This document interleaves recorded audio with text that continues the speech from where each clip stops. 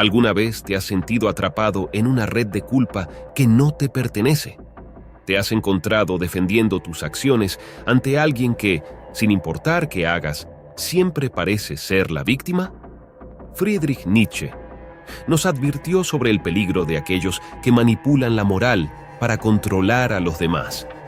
En este video, exploraremos cómo identificar y protegerte de quienes se esconden detrás de una máscara de vulnerabilidad para imponer sus propios deseos y limitaciones. Descubre con nosotros cómo la victimización se ha convertido en una herramienta poderosa que puede destruir relaciones, confianza y hasta la propia percepción de la realidad. No permitas que te manipulen emocionalmente. Es hora de abrir los ojos y ver más allá de las apariencias. En nuestro empeño por comprender la dinámica de la manipulación moral y las implicaciones éticas que conlleva, es crucial desmenuzar y profundizar en ciertos términos que se suelen pasar por alto en las conversaciones cotidianas, pero que poseen un peso considerable en el discurso filosófico. Específicamente, hablemos de la víctima, el delito y la justicia, términos que Friedrich Nietzsche explora con meticulosa profundidad, invitándonos a cuestionar las estructuras convencionales de pensamiento y moralidad. Primero, definamos con precisión a la víctima. En el vocabulario común, este término puede invocar imágenes de sufrimiento y pasividad. Sin embargo, desde una perspectiva nietzscheana, la víctima se convierte en un ente más complejo. Nietzsche nos insta a considerar a la víctima no solo como alguien que sufre a manos de otro, sino como un participante en una dinámica de poder que a menudo es invisible. La víctima es, por lo tanto, alguien de quien otro se aprovecha, pero la naturaleza y contexto de ese aprovechamiento pueden variar ampliamente desde lo físico a lo psicológico, desde lo evidente hasta lo sutil. Avanzando hacia el concepto de delito, es imperativo liberarnos de la noción limitada de ilegalidad. Nietzsche amplía este término para abarcar cualquier acción o serie de acciones donde un individuo es explotado sin su consentimiento. Este delito se convierte en un acto de usurpación moral, donde el consentimiento del individuo se ignora o se subvierte, dejando a la víctima en una posición de desventaja y vulnerabilidad. Es aquí donde la transgresión moral se manifiesta con claridad.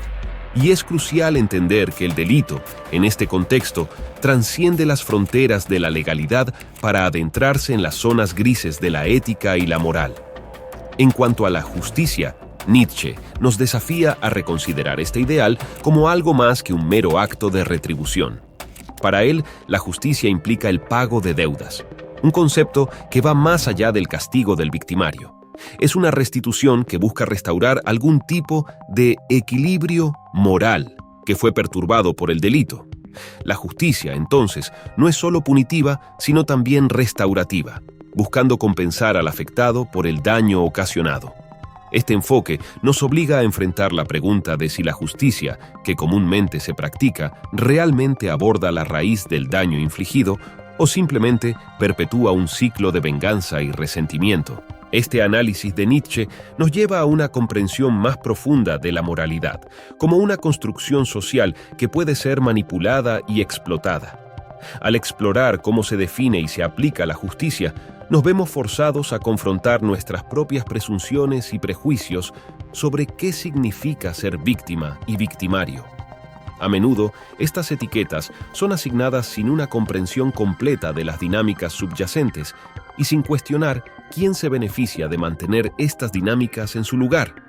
Reflexionar sobre estos términos desde una perspectiva nietzscheana nos impulsa a cuestionar no solo las narrativas dominantes sobre la moralidad y la justicia, sino también las formas en que estas narrativas pueden ser utilizadas para controlar, manipular y subyugar.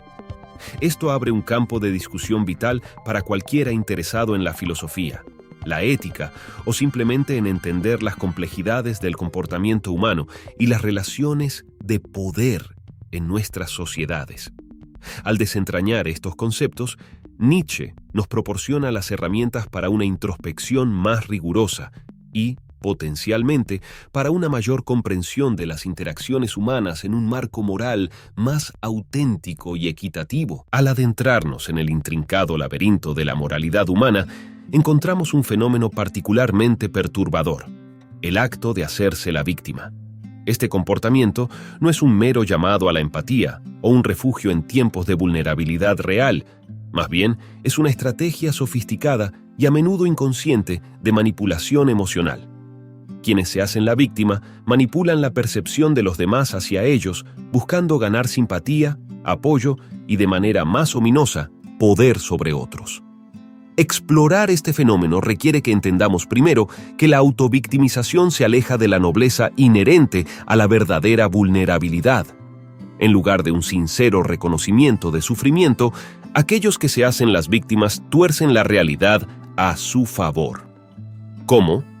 Reescriben las narrativas de eventos pasados, exageran las circunstancias o incluso inventan transgresiones para posicionar a otros como los agresores y a sí mismos como los perjudicados indefensos.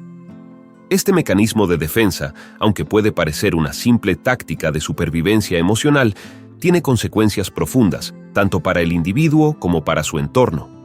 Cuando una persona se hace la víctima, no solo está buscando protección o justificación, está buscando un tipo de poder. Un poder que nace de la capacidad de manipular las emociones y percepciones de los demás, logrando que actúen no en respuesta a la realidad, sino a la construcción fabricada de la realidad que el falso víctima presenta. El uso torcido de la moralidad aquí es particularmente insidioso.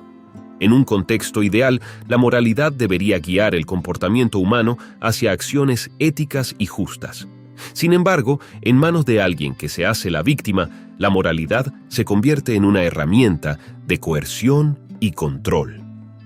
Esta persona emplea la moralidad no como un marco para mejorar la conducta, sino como un arma para encadenar emocionalmente a otros, imponiéndoles un sentimiento de deuda, culpa o lástima que es inmerecido pero emocionalmente obligatorio. Debemos preguntarnos, entonces, ¿qué motiva a una persona a adoptar esta postura? La respuesta a menudo yace en una profunda sensación de inseguridad o en una incapacidad percibida para manejar el mundo de manera más directa y honesta. La victimización se convierte en una estrategia para obtener lo que uno no cree poder lograr por medios más saludables y éticos. Esto puede ser atención, cuidado o simplemente la evitación de la responsabilidad personal por los problemas de uno. La victimización, además, tiene un precio psicológico. A largo plazo, mina la capacidad del individuo para enfrentarse a la realidad de forma constructiva. Crea un ciclo donde la única manera de sentir control o recibir atención es a través de la perpetuación de un estado de víctima. Esto puede degenerar en un patrón de interacciones disfuncionales con amigos, familiares y colegas, donde las relaciones genuinas son reemplazadas por transacciones emocionales basadas en la culpa y la obligación. Es crucial, por tanto, que como sociedad y como individuos aprendamos a reconocer y afrontar este fenómeno. No solo debemos ser capaces de identificar cuándo otros pueden estar manipulando la realidad para posicionarse como víctimas, sino que también debemos estar vigilantes de no caer en esta trampa nosotros mismos. La autoconciencia y la honestidad son antídotos esenciales contra la manipulación emocional, permitiendo que las relaciones humanas se basen en la realidad y la autenticidad, no en la construcción y la falsedad. Entender el fenómeno de hacerse la víctima no es solo un ejercicio intelectual, sino una necesidad práctica para mantener la integridad personal y colectiva en nuestras interacciones. Es un llamado a volver a una moralidad que libere, que sostenga lo verdadero y que promueva relaciones basadas en el respeto mutuo y la realidad compartida, no en la manipulación y el control. Este es el desafío que enfrentamos. Y es fundamental que lo abordemos con tanto rigor como compasión, desentrañando las capas de conducta que nos alejan de quienes realmente aspiramos a ser. Jane, en su intento de proteger y mantener cerca a sus hijos, ha creado, sin saberlo, una dinámica de poder sumamente compleja y, en última instancia, destructiva. La situación de Jane con sus hijos, Jamie y Michael, ilustra profundamente las sutilezas de la dependencia emocional y la manipulación en las relaciones familiares. Veamos más de cerca cómo esta dinámica se desarrolla y los efectos psicológicos que tiene sobre todos los involucrados. Después de que el esposo de Jane la abandonara, ella reconfiguró su identidad y propósito alrededor de sus hijos. Esta reconfiguración no fue simplemente una elección de dedicación maternal, fue también una respuesta a su propia vulnerabilidad y temor al abandono. Jane, al instaurar un contrato implícito según el cual sus hijos nunca la abandonarían, creó una expectativa que servía más a sus necesidades emocionales que a las de sus hijos. Este acuerdo tácito, aunque puede parecer una manifestación de amor y cuidado, encierra un potencial manipulativo porque no fue acordado explícitamente por todas las partes en el momento en que se formó. La clave aquí es el consentimiento y la capacidad para darlo. Cuando Jamie y Michael eran niños, no estaban en posición de entender completamente ni de consentir a este tipo de acuerdo emocional. Sin embargo, a medida que crecieron y comenzaron a desarrollar sus propias identidades y deseos de independencia, el contrato no dicho se convirtió en un campo de batalla emocional. Jane utilizaba la culpa y la obligación, potentes herramientas emocionales, para mantener a sus hijos atados a ella. Cada intento de ellos por explorar su independencia era recibido con reproches y recordatorios de los sacrificios personales que ella había hecho, una táctica que les hacía cuestionar sus propias decisiones y sentirse egoístas por buscar su propio camino.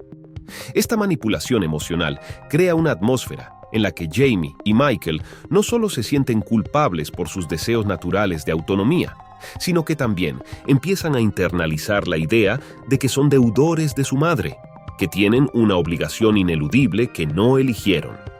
Este tipo de dinámica puede llevar a una serie de problemas psicológicos, como baja autoestima, dificultades en establecer límites saludables en otras relaciones y un sentido distorsionado de obligación y responsabilidad hacia los demás. El efecto sobre Jane también es profundamente negativo. Al vincular su bienestar emocional directamente al comportamiento y las decisiones de sus hijos, pone en riesgo su propia estabilidad emocional y perpetúa un ciclo de dependencia emocional. Lo que es más, esta estrategia a largo plazo es insostenible. Puede llevar al resentimiento y a la alienación, justo lo que Jane teme más. A medida que exploramos este caso, es esencial reconocer la complejidad de las relaciones humanas y la facilidad con la que los intentos de protegerse a uno mismo y a los seres queridos pueden transformarse en manipulación. Es crucial para individuos como Jane entender que verdadero apoyo y amor en las relaciones provienen del respeto mutuo por la independencia y la autonomía del otro, no de la retención emocional. Para aquellos como Jamie y Michael, el desafío es aprender a reconocer y resistir la manipulación emocional sin despreciar el amor y la preocupación genuinos que subyacen a las acciones de su madre. Deben encontrar la manera de establecer límites que protejan su derecho a crecer y explorar la vida por su cuenta, al tiempo que mantienen una relación compasiva y saludable con su madre. Este caso no solo subraya la importancia de la comunicación abierta y el consentimiento en todas las relaciones, sino también el poder de la conciencia y la comprensión emocional para evitar caer en ciclos de comportamiento que, aunque bien intencionados, pueden ser profundamente dañinos. En el laberinto emocional que constituyen las relaciones humanas, pocas herramientas son tan poderosas y al mismo tiempo tan potencialmente destructivas como la obligación y la culpa. Estas no son meras emociones pasajeras.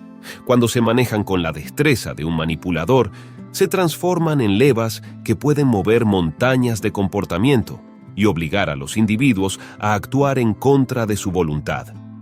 Jane, en nuestro caso de estudio, ilustra de manera cruda cómo estas herramientas pueden ser empleadas para encadenar emocionalmente a sus hijos a través de un contrato tácito que ellos nunca acordaron conscientemente. Para entender el impacto profundo de estas armas de manipulación, Es crucial observar la dinámica que Jane crea con sus hijos. Al utilizar la obligación, Jane impone un sentido de deuda en Jamie y Michael. Esta deuda no se basa en transacciones financieras o favores concretos, sino en un concepto mucho más etéreo y, por lo tanto, más manipulable: el sacrificio maternal.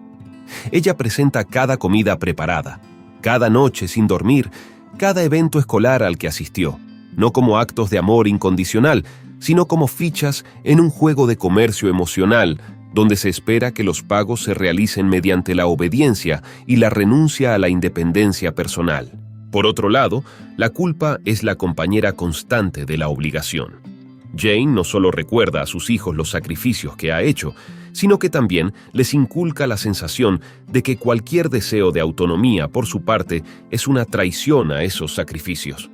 La frase "después de todo lo que he hecho por ustedes, así es como me pagan", es una espada de doble filo. No solo señala un supuesto incumplimiento del contrato emocional, sino que también pinta cualquier intento de independencia como una falta moral, un pecado contra la familia. Este tipo de manipulación tiene raíces profundas en las expectativas culturales y sociales sobre el comportamiento, especialmente en las dinámicas familiares. Sin embargo, cuando se distorsionan hasta convertirse en herramientas de control, trascienden la orientación y se convierten en cadenas. Es vital reconocer que tales prácticas no solo son fundamentalmente injustas, sino que también constituyen una forma de abuso emocional. El abuso emocional, a menudo más difícil de identificar y confrontar que el físico, erosiona la autoestima, complica la capacidad de formar relaciones saludables y deja cicatrices psicológicas duraderas. Enfrentarse a esta forma de manipulación requiere una fortaleza considerable y una clara comprensión de los propios derechos emocionales. Los individuos atrapados en tales dinámicas necesitan reconocer que el amor verdadero y saludable en cualquier relación, ya sea filial, platónica o romántica, nunca debe basarse en el comercio de culpa o en la imposición de deuda. El amor genuino apoya la independencia y el crecimiento personal. No busca encadenar a la persona amada a un conjunto de expectativas no negociadas.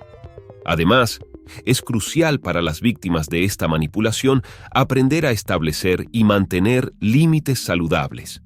Esto puede requerir ayuda profesional como terapia para desmantelar las estructuras de culpa internamente asimiladas y para desarrollar estrategias que permitan a los individuos defenderse de futuras manipulaciones. También puede ser necesario un diálogo abierto y honesto dentro de la familia para redefinir las expectativas y asegurar que todos los miembros comprendan y respeten los límites emocionales de cada uno. En la compleja tela de las relaciones familiares, Jane recurre a una táctica aún más sutil y divisiva cuando las armas de obligación y culpa no logran el efecto deseado en su hijo Michael. Esta táctica se compone de dos elementos emocionales poderosos: la piedad y el desprecio. Al emplear estas estrategias, Jane no solo perpetúa un ciclo de manipulación, sino que también profundiza las fisuras dentro de su propia familia, sembrando división entre sus hijos.